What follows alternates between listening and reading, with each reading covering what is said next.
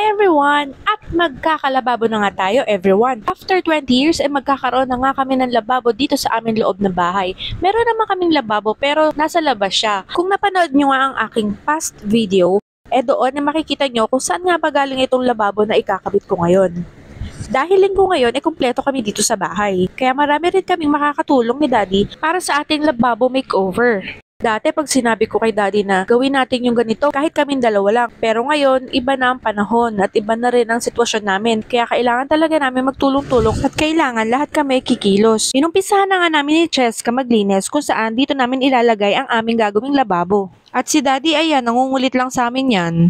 Maliit nga lang ang aming bahay at yes po, makalat. At sa dami nga po naming kalat at tambak, tatlo na po kami nagtutulong-tulong para mapabilis lang ang aming gawain. Tanghali na rin kasi kami nakapagsimula, kaya pag binagalan pa namin, aabutan na kami ng tirik ng araw at sigurado mas mahihirapan kami dahil nasa sobrang init ang panahon ngayon.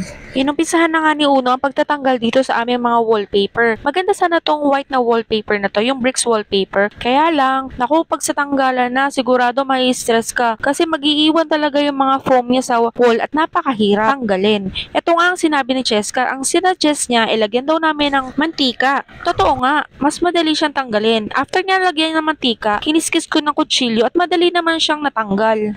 At si Gabo naman ang nakatoka para sa mga mabibigat na gawain katulad nitong pagpupukpok o paglalagay ng tako sa mga pader.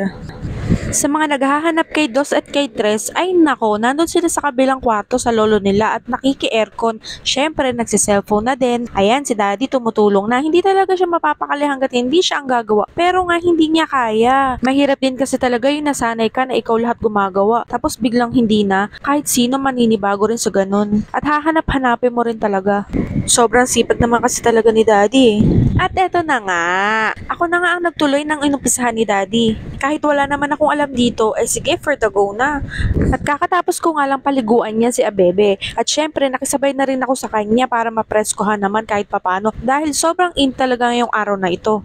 Nasanay na rin kasi ako na kapag ganitong oras na, yung tanghali na, nandun na kami sa kabilang kwarto, sa kwarto nila Papa at nakiki-aircon nga kami doon. Pero dahil mas excited ako sa ating lababo makeover, para-paraan na lang kung paano tayo mapepereskohan habang gumagawa ngayon. Ayan, patulong-tulong lang si Daddy, ayan, paturo-turo. Okay na muna yan, kami na muna ang gagawa. Ikaw muna ang aming supervisor. Simple lang din naman kasi ang gagawin namin dito. Pagpapatong-patungin lang yung mga hollow blocks, isa at kalahating hollow blocks ang lapad nito at 4 feet naman ang taas. Turo mo na lang sa amin, Daddy, kung tama ba kami o mali o ano ba ang dapat gawin. Kasi first time ko lang din talagang magganito. Syempre lahat inaasa ko lang kay Daddy lalo sa mga gawain ganito. Excited na ako sa kalalabasan ng lababo namin. Special at memorable ito para sa amin kasi kami ang gumawa at nagtulong-tulong para magawa ito. Ang sarap sa pakiramdam kahit na nagsisigawan kami, nandiyan yung nagkakainisan kasi nga makapagod na rin yung isa't isa. Pero pag nakikita mo yung ginagawa mo na nabubuo, masarap sa pakiramdam na yung fulfillment na nararamdaman mo.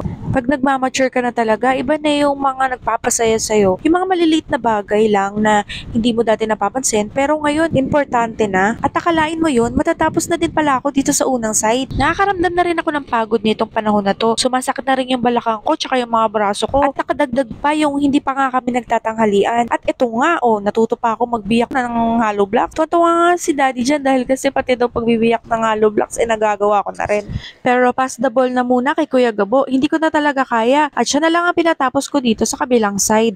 Ayan, mas okay naman siyang gumawa sa akin at medyo pulido yung gawa niya. Good job! Iniwan ko nga muna siya dyan at kumain na rin kami. Tinawag ko yung mga bata at saka si Daddy para kumain at ang ulam namin ay, syempre, pritong itlog na may kasamang atsara. In fairness, ang sarap ng atsara. Lagi nga kami bumibili pagka dinadala niya kami dito kasi masarap naman talaga. Pagkakain ay bumalik na nga rin uli ako agad sa loob. At tapos na rin pala si Gabo sa kanyang hinahalo blaksan. At ito, magbubuhos na nga kami ng pang-flooring. At first time ko nga din na magkinis at magpatag ng pang-flooring. Sarap din pala maganito kung hindi lang nakakapagod talaga kasi para ka lang din naglalaro, para ka nagki-clay. Pero mahirap din pala to. Akala ko saglit lang gawin. Pero dito kaya ako natagalan. Pinipilit kong pakinisin pero sabi ni Daddy, hindi naman daw talaga makikinis ng perfect yon. At ayan, ito, tapos na. Patutuyuin na natin to at bukas na uli natin ito itutuloy. Kaya naman, pahinga time na at oras na rin ang merienda. At eto nga si Daddy, kumakain na dito. Wow, sarap naman yan. Kamote Q.